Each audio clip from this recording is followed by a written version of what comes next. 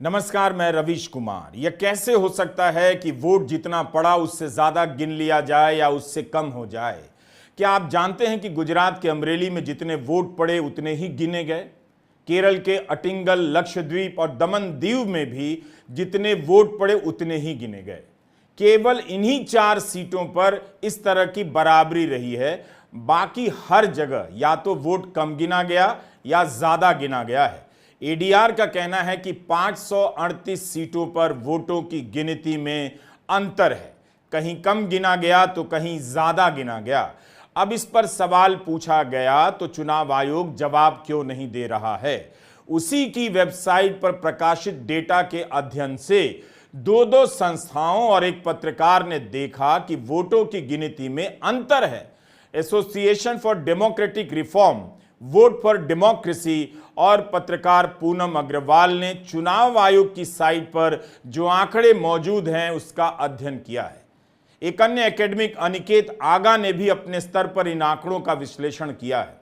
सभी ने अलग अलग तरीके से इन आंकड़ों का विश्लेषण किया है, लेकिन सबके निष्कर्ष में यही आया है कि जितना वोट पड़ा उससे कम गिना गया या ज्यादा गिना गया। एडीआर ने चुनाव आयोग को सवाल भी भेजा है मगर जवाब नहीं आया। पत्रकार पूनम अग्रवाल ने चुनाव आयोग को ईमेल किया है और ट्विटर पर भी पूछा है, जवाब नहीं मिला। पूनम अग्रवाल ने तो 2019 में ट्विंट के लिए एक रिपोर्ट की कि 373 सीटों पर जितने वोट पड़े थे उससे कम या ज्यादा गिने गए। महाराष्ट्र की संस्था वोट फॉर डेमोक्रेसी का कहना है कि उनके अध्ययन के अनुसार सारे चरणों का मिलाकर वोटिंग टर्नआउट और फाइनल डेटा में 5 करोड़ से अधिक वोट का अंतर है। फाइनल डेटा में 5 करोड़ से अधिक वोट का अंतर कैसे आ गया? इस संस्था ने इन संसदीय क्षेत्रों का डेटा देखा है, सभी का, जहां 1 लाख या उससे अधिक वोटों से हार या जीत हुई, और उन संसदीय क्षेत्रों का डेटा देखा है जहां 50,000 या उससे कम वोट से हार या जीत हुई। वोट फॉर डेमोक्रेसी का कहना है कि मतदान समाप्त होते ही शाम 7:45 बजे तक वोटर टर्नआउट का डेटा आ जाता है। उसके बाद फाइनल आंकड़ा आता है। दोनों में इस बार करीब 5 करोड़ वोट का अंतर है। इसके बाद अलग अलग चरणों में वोट परसेंट 3.2% बढ़ गया तो किसी चरण में 6.32% वोट बढ़ गया। अगर आप इसे आंध्र प्रदेश में जाकर देखें तो वहां 12.54% वोट बढ़ा है और ओडिशा में 12.48% वोट बढ़ा है। ऐतिहासिक रूप से 1% से ज्यादा की वृद्धि नहीं होती थी, लेकिन 12% से अधिक की वृद्धि समझ नहीं आती है। चुनाव आयोग इसका जवाब नहीं दे रहा, इसलिए संदेह हो रहा है कि क्या 2024 का चुनाव फ्री एंड फेयर हुआ है। ये वोट फॉर डेमोक्रेसी का कहना है। वोट परसेंट में इतना अंतर कैसे आ सकता है? रात 8 बजे जो डेटा आता था मतदान के चरणों के बाद, वो प्रोविजनल होता था, अस्थायी, लेकिन 2-3 दिनों के बाद जो दिया जाता था वो फाइनल होता था। इसके बाद तो उन आंकड़ों में बदलाव नहीं हो सकता, खासकर जब वोट गिने जा चुके हैं। यह कैसे हो सकता है कि वोट जितना पड़ा गिनती उससे ज्यादा की हो गई या कम की हो गई? वोट फॉर डेमोक्रेसी ने अपनी रिपोर्ट में लिखा है कि कई राज्यों में इससे बीजेपी को फायदा दिखता है। ओडिशा में बीजेपी को 18 सीटें अधिक मिली हैं, महाराष्ट्र में 11 सीटें ज्यादा मिल गईं, पश्चिम बंगाल में 10 सीटें ज्यादा मिल गईं, आंध्र प्रदेश में 7 सीटें ज्यादा मिली हैं, कर्नाटका में 6 सीटें ज्यादा मिली हैं, छत्तीसगढ़ राजस्थान में 5-5 सीटें बढ़ गई हैं, बिहार तेलंगाना हरियाणा मध्य प्रदेश में 3-3 सीटों का फायदा हुआ है, असम में 2 सीटें अधिक मिली हैं, केरल, गुजरात, अरुणाचल प्रदेश में 1-1 सीटें बीजेपी को अधिक मिली हैं। इस तरह वोट फॉर डेमोक्रेसी ने अपनी रिपोर्ट में लिखा है कि बीजेपी को 15 राज्यों में 79 सीटों का फायदा दिखता है और इस पर उन्हें संदेह है। खासकर दूसरे चरण में वोटर टर्नआउट के बाद जो फाइनल आंकड़ा आया उसमें बहुत ज्यादा वृद्धि थी। दूसरे चरण के नतीजों में बीजेपी को काफी फायदा हुआ है, जबकि इस तरह का ट्रेंड बाकी के चरणों में देखने को नहीं मिला है। दूसरे चरण में यूपी की 8 में से 8 सीटों पर बीजेपी जीत गई, राजस्थान की 13 में से 10 सीटों पर बीजेपी जीती, मध्य प्रदेश की 6 सीटों में से 6 पर बीजेपी जीती, कर्नाटका की 14 में से 12 सीटों पर बीजेपी जीती। इसी फेज में बीजेपी को केरल में 1 सीट मिली और 14 सीटों पर बीजेपी तीसरे नंबर पर रही।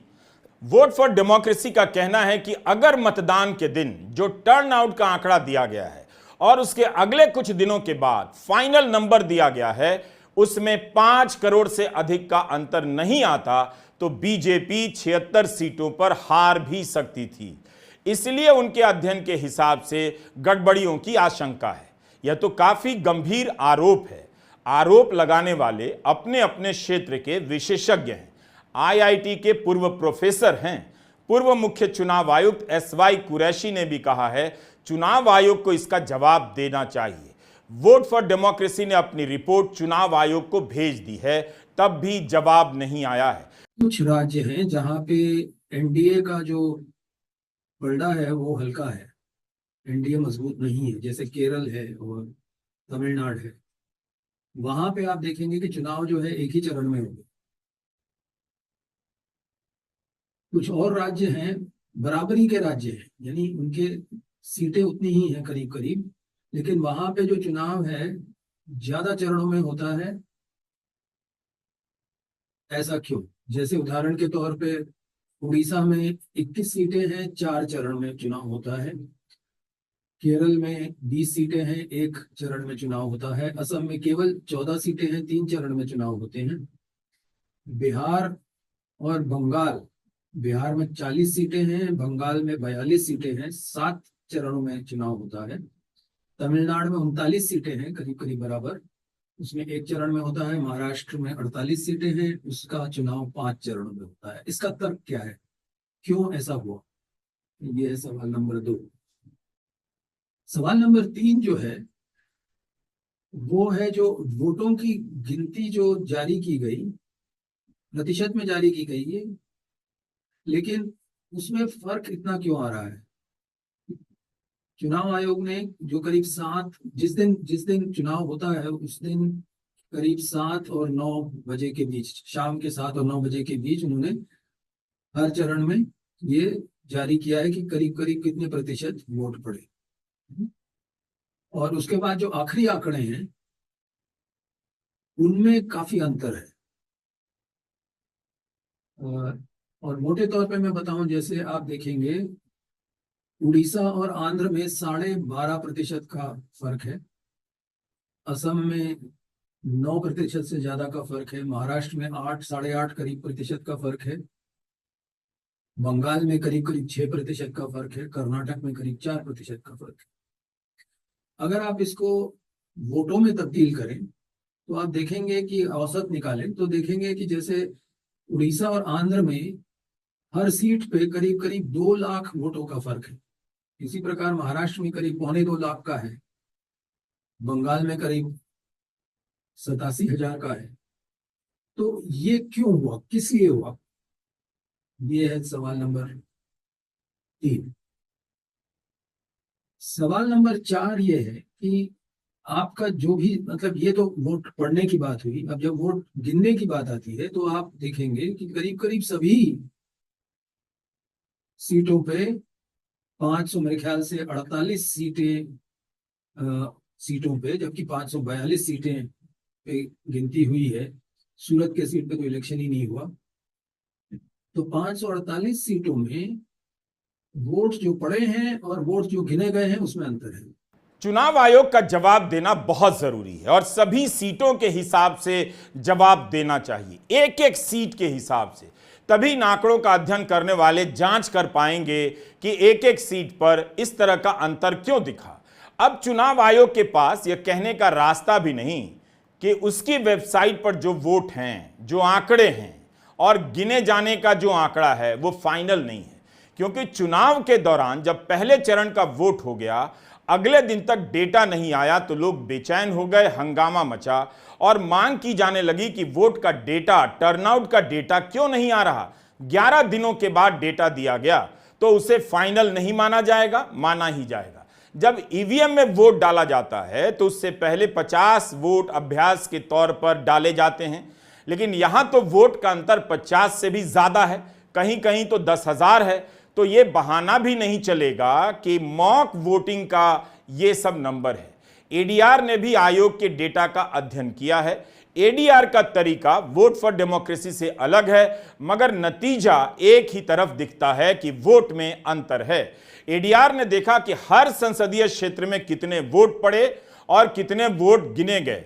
इससे यह निकल कर आया कि केवल 4 संसदीय क्षेत्रों को छोड़कर बाकी सभी 538 क्षेत्रों में वोटों में अंतर देखा गया है। हम फिर से बता दें कि ये 4 सीटें अलग अलग जगहों पर हैं। अमरेली, अटिंगल, लक्षद्वीप और दमन दीव में जितना वोट पड़ा उतना ही गिना गया। तो बाकी सीटों पर अंतर कैसे आ गया? सवाल ये नहीं है कि विनिंग मार्जिन 1745 है और वोट डिफरेंस 1740 है। सवाल जो इन्होंने कहा कि डेमोक्रेसी में हर वोट की उतनी ही कीमत है, चाहे वो किसी के विरुद्ध डाली जाए या किसी के पक्ष में डाली जाए। तो कम वोट गिनना और ज़्यादा वोट गिनना और एक वोट का कम होना और एक वोट का ज़्यादा होना हमारे हिसाब से एक्सेप्टेबल नहीं है। और ये चीज़ इलेक्शन कमीशन को 2019 से पता है। लेकिन अब भी जब ये कहानी पूनम ने शुरू की और अनिकेत ने शुरू की और कुछ लोगों ने भी शुरू की, इलेक्शन कमीशन इस पर चुप है। उनको ये लगता है कि एक चुप 100 को हराए। तो एक्चुअली हम जब ये ख्याल आया कि ये प्रेस कॉन्फ्रेंस करी जाए और इसमें 3 अलग अलग इंडिपेंडेंट सोर्स, एक सोशल साइंसेज में कॉन्सेप्ट है ट्रायंगुलेशन, कि किसी भी चीज़ को आप 3 तरह से नापें और फिर भी एक ही जवाब आए। या जब हम बच्चे थे स्कूल में जो अरिथमेटिक वगैरह के सवाल होते थे, कुछ सवालों के सॉल्व करने के एक से ज़्यादा तरीके थे। तो ज़्यादा जो बड़े फलने खां बच्चे होते थे, मैं तो उनमें से नहीं था, वो हर सवाल को 3 तरह से सॉल्व करके देखते थे कि रिज़ल्ट यही है क्या। हम तो एक रिज़ल्ट निकाल के खुश हो जाते थे। तो ये what we are presenting today is a result of the process of triangulation, that 3 independent sources have come to the same conclusion कि कम से कम चलो 2.5 सोर्सेज, इसने पूरा नहीं किया, पूनम ने और एडीआर ने तो पूरा किया है, कि 538 constituencies have discrepancies, 538 out of 543, and then we have proof, and I am so happy कि वो 4 constituencies में डिफरेंस नहीं है। उससे ये साबित होता है कि ये पॉसिबल है। तो जो इलेक्शन कमीशन 4 कॉन्स्टिट्यूएंसीज में बिल्कुल सही काम कर सकता है, वो बाकी 538 में क्यों नहीं कर सकता? ये हम इलेक्शन कमीशन से पूछना चाहते हैं। ये तो खैर बड़ी बात है। हम सिर्फ ये चाहते हैं कि हर कॉन्स्टिट्यूएंसी 538 में वो 538 एक्सप्लेनेशन हमें बताएं। एडीआर के अनुसार 362 सीटों पर जितने वोट पड़े थे उससे कम गिने गए और 176 सीटों पर जितने वोट पड़े उससे ज्यादा गिने गए। इन 176 सीटों पर जितने वोट पड़े वहां 35,000 से ज्यादा वोट गिने गए हैं। ऐसे वोटों की संख्या जो कम या ज्यादा हैं मिलाकर करीब 5 लाख बताई जा रही है, उससे भी ज्यादा। इसी तरह 2009 में इसी संस्था ने पाया था कि 7 लाख से अधिक वोटों का अंतर है। कहीं 1 वोट का अंतर मिला था तो कहीं 1 लाख का भी। 2019 में 6 सीटें ऐसी थीं जिनमें जीत की मार्जिन से भी ज्यादा गिने गए वोटों में अंतर था। एडीआर ने मांग की है कि चुनाव आयोग 2019 और 2024 के आंकड़ों की जांच करवाए कि इतना अंतर कैसे आ सकता है। 1 महीने से यह सवाल उठ रहा है, लेकिन चुनाव आयोग ने जवाब नहीं दिया। एडीआर के हिसाब से कम या ज्यादा गिने गए वोटों की संख्या करीब 5.5 लाख है। अगर एक सीट पर भी किसी को अनुचित जीत मिली है तो उससे चुनावी प्रक्रिया और नतीजों पर गंभीर सवाल उठते हैं। आपको याद होगा मुंबई नॉर्थ वेस्ट की सीट पर शिवसेना शिंदे के उम्मीदवार को 48 वोटों से जीत मिली थी। अब जैसे यह गुल्लक खाली है, आपने इसमें 100 रुपए का नोट डाला तो 100 ही गिना जाएगा। गिनते वक्त यह तभी कम होगा जब कोई इसमें से कुछ रुपए निकाल लेगा, या फिर ज्यादा तभी होगा जब इसमें 100 रुपए के अलावा कुछ और नोट डाल देगा। दो ही स्थितियों में गुल्लक में 100 से कम हो सकता है या ज्यादा हो सकता है, नहीं तो 100 का 100 ही रहेगा। उसी तरह ईवीएम में जितने वोट पड़े उतने ही तो गिने जाएंगे। कम कैसे गिन लिए जाएंगे और ज्यादा कैसे? 29 जुलाई को दिल्ली के प्रेस क्लब में तीनों की साझा प्रेस कॉन्फ्रेंस हुई। अलग अलग अध्ययन करते हुए तीनों एक ही नतीजे पर पहुंचे।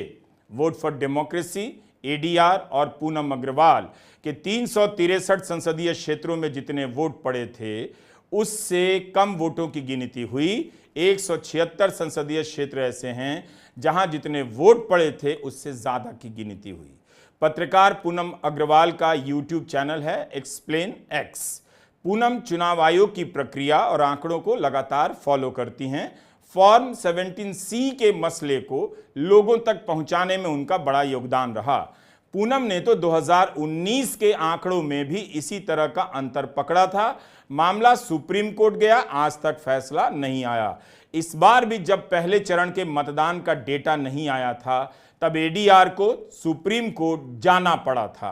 2019 में जब मैंने ये पहली बार रिपोर्टिंग की थी इस मैटर पे, जहाँ पर डिस्क्रिपेंसी आई थी, उस समय जो डेटा अवेलेबल था ऑनलाइन, जो ईसीआई ने डाला था ऑफिशियली, और उसमें उन्होंने कहा था कि this is the final voter turnout data, 4 phases का डाला था। तो 4 फेजेस का मैंने मैच करने की मतलब ऑफ कोर्स टैली किया, तो उसमें से 373 में डेटा मैच नहीं किया, तो उसमें मैंने रिपोर्टिंग भी की थी। द फैक्ट दैट कि उस समय वो जब मैंने रिपोर्टिंग की तो उन्होंने डेटा जो विड्रॉ कर लिया वेबसाइट से, कोई एक्सप्लेनेशन नहीं दिया उस पर। बाद में एडीआर ने ऑफ कोर्स इस पर PIL फाइल किया, तो उनको जो भी कोर्ट में मैटर पेंडिंग है।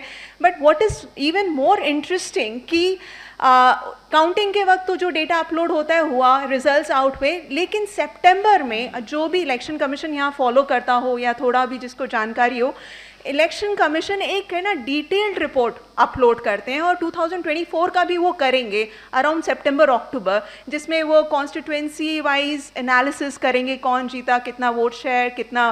तो वो डेटा अगर आप निकालें, 2019 का मैंने निकाला था, इलेक्शंस जब 2024 के हो रहे थे, तो उसमें आप देखेंगे कि डेटा परफेक्टली मैच कर रहा था 2019 का।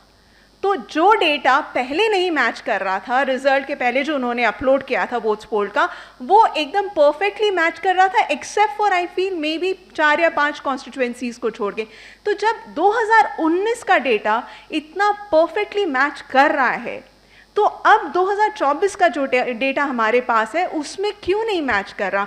अगर उस समय मैच करा जा सकता था जब टेक्नोलॉजी वाइज आई प्रिज्यूम कि इलेक्शन कमीशन उतना वेल इक्विप्ड नहीं था, but over the 5 years they are better equipped. तो अब वो डेटा क्यों नहीं वो अच्छे से analysis, I should not say analysis, but counting क्यों नहीं रोबस्ट वे से कर रहे हैं? क्यों वोट्स पोल का जो डेटा वो अपलोड करते हैं उसमें प्रॉब्लम्स आ रही हैं? तो दिस रेजेस क्वेश्चन, अगर 2019 के डेटा में भी प्रॉब्लम परसिस्ट करता, अगर उस समय भी मैच नहीं करता और अभी भी नहीं मैच करता, still there is an explanation. Secondly, now deficit, चलिए उन्होंने चोकर साहब ने तो कहा है कि ये reasons दिए कि टेक्निकल ग्लिच हो गया, ईवीएम नहीं काउंट हुआ। तो my first question is, EVM नहीं काउंट हुआ, वीवीपैट स्लिप्स तो थे आपके पास, आपने 5,000 करोड़ रुपए खर्च करके वीवीपैट लगाया, उस पर इतना कंट्रोवर्सी चल रहा है, उसको काउंट कर लीजिए। Who is stopping you? थोड़ा समय लगता, और एक पोलिंग बूथ में कम से कम कितने 600 से 700 वोट्स ऑन एन एवरेज पड़ते, कितना टाइम लगता है 600-700 वीवीपैट स्लिप आपको काउंट करने में? सेकेंडली, डेफिसिट आपका ये एक्सप्लेनेशन, सरप्लस कैसे हो गया? जितने वोट गिरे हैं पोलिंग में उससे ज़्यादा आप कैसे काउंट कर सकते हैं?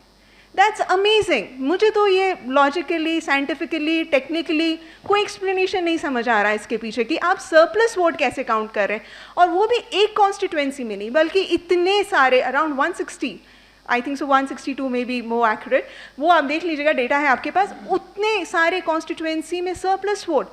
अब एक और मैं, I am being devil's advocate also at the same time, जब मैं बोल रही हूँ, क्योंकि as a journalist also I think उनका एक्सप्लेनेशन हो सकता है कि 50 वोट जो मॉक पोल का डलता है, आप में से कुछ को पता होगा कि पोलिंग शुरू होने के पहले 50 वोट मॉक पोल पढ़ते हैं just to see whether the EVMs are working fine और नॉट। तो अगर मॉक पोल के वोट्स रह गए, उन्होंने डिलीट नहीं किया, तो सरप्लस 50 वोट तक एक्सप्लेनेबल था। बट यहाँ तो 3000 से ऊपर के वोट्स सरप्लस में आए। How is that possible? तो ये जो हमने डेटा क्रंचिंग की है, इसके पीछे ये कोई भी इरादा नहीं है, मेरा भी नहीं है। मिस्टर जगदीप चोकर ने भी क्लियर कर दिया, we are not raising questions on the results, all we are asking for is clarification as a voter. सबने कहा कि डेटा में इतना अंतर समझ से बाहर है। नतीजों पर सवाल उठाने से पहले चुनाव आयोग की सफाई का इंतजार करना चाहते हैं। उनसे भी जानना चाहते हैं कि ऐसा क्यों हुआ, क्योंकि जिन आंकड़ों के आधार पर यह किया गया वह तो चुनाव आयोग की वेबसाइट पर ही आप सभी के लिए उपलब्ध है, आप भी देख सकते हैं। चुनाव आयोग का चुप रह जाना उसकी विश्वसनीयता पर गहरा संदेह प्रकट करता है।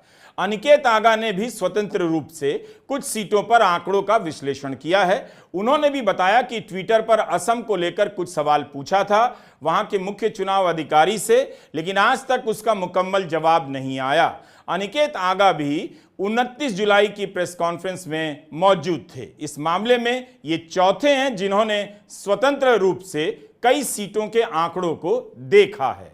मैंने जितनी कॉन्स्टिट्यूएंसीज देखी, एक छोड़ के मैंने सारी नहीं देखी। मैंने जो देखी वो मैंने इन लोगों के साथ शेयर करी और वो मैच करती हैं। There is a discrepancy in all but one constituency. मैं रिपीट कर रहा हूँ, मैंने सारी कॉन्स्टिट्यूएंसी नहीं देखी। मैंने जहाँ विक्ट्री मार्जिन्स लो थी उन पे फोकस किया था। मेरे सैंपल में लार्जेस्ट डिफरेंस वाज अलीगढ़, जहाँ 5896 वोट्स कम गिने गए। So the votes counted were 5,896 lower than the votes polled. इससे next greatest discrepancy in my sample was Karimganj in Assam, where 3,811 extra votes were counted. Poonam ने जैसे कि अभी कहा 50 वोट तक हम अनुमान लगा सकते हैं, but how do you explain 3,811 excess votes? और मेरे पास इसका ब्रेकअप भी है जो मैंने ट्विटर पे भी डाला था कि करीमगंज में सबसे ज़्यादा access votes Patharkandi assembly constituency में गिने गए 2450।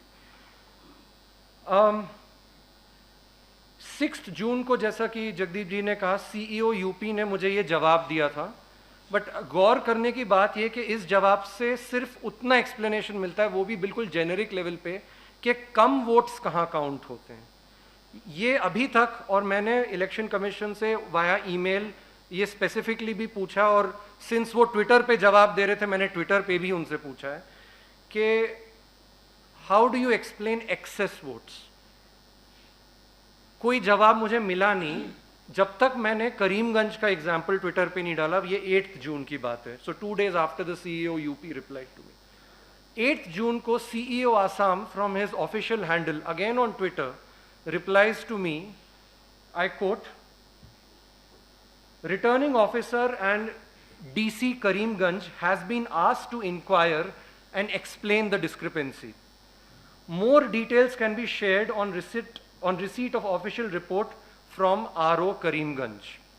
इस पे उन्होंने press information bureau India, election commission of India and directorate of public relations and information Assam को टैग किया, एंड कोट।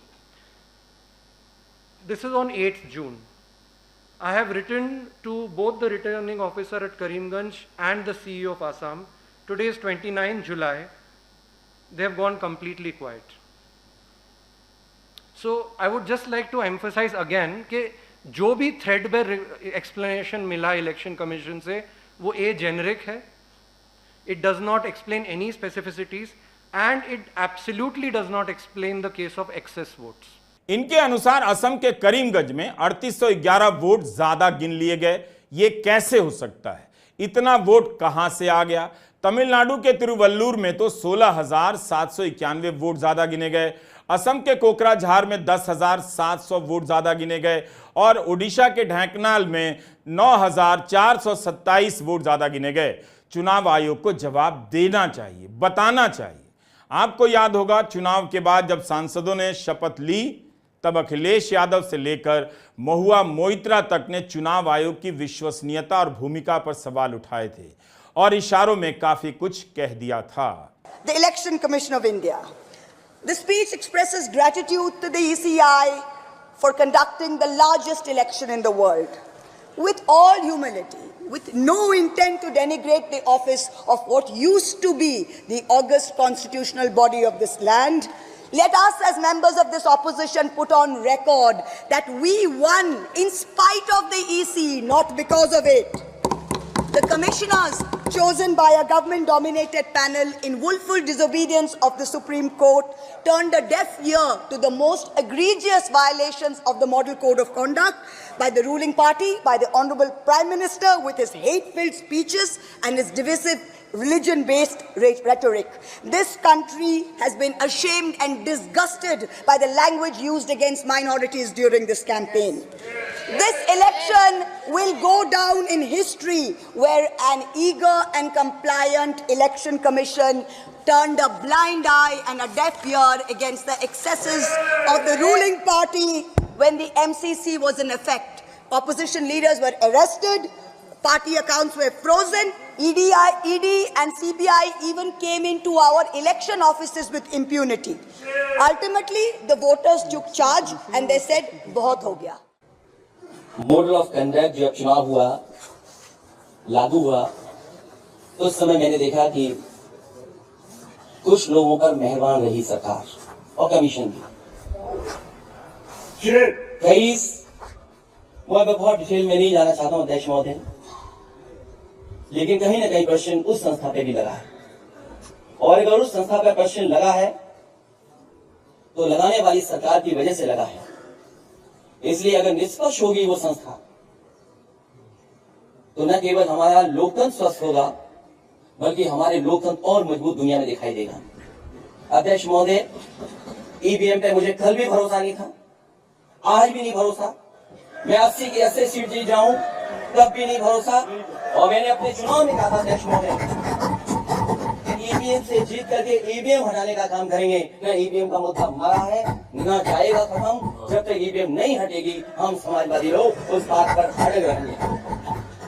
CSDS और लोक नीति ने भी अपने सर्वे में पाया है कि 28% लोगों ने आयोग के प्रति भरोसा जताया है। जो लोग सर्वे में शामिल थे उनमें से 28% लोगों को ही चुनाव आयोग पर भरोसा है। सन 2000 की तुलना में 2024 में भारी गिरावट आई है। चुनाव आयोग को अपनी विश्वसनीयता की चिंता करनी चाहिए। इलेक्ट्रॉनिक वोटिंग मशीन को लेकर जब भी सवाल उठता है आयोग आक्रामक हो जाता है, लेकिन यहां तो उसकी वेबसाइट पर मौजूद आंकड़ों को लेकर सवाल पूछा जा रहा है कि जितने वोट पड़े उससे कम या ज्यादा कैसे गिने गए और वोटर टर्नआउट और फाइनल डेटा में 12% का अंतर कैसे आ गया। इसे इस क्षेत्र के विशेषज्ञों के ऑडिट के लिए उपलब्ध कराया ही जाना चाहिए। सवाल ये नहीं है कि विनिंग मार्जिन 1745 है और वोट डिफरेंस 1740 है।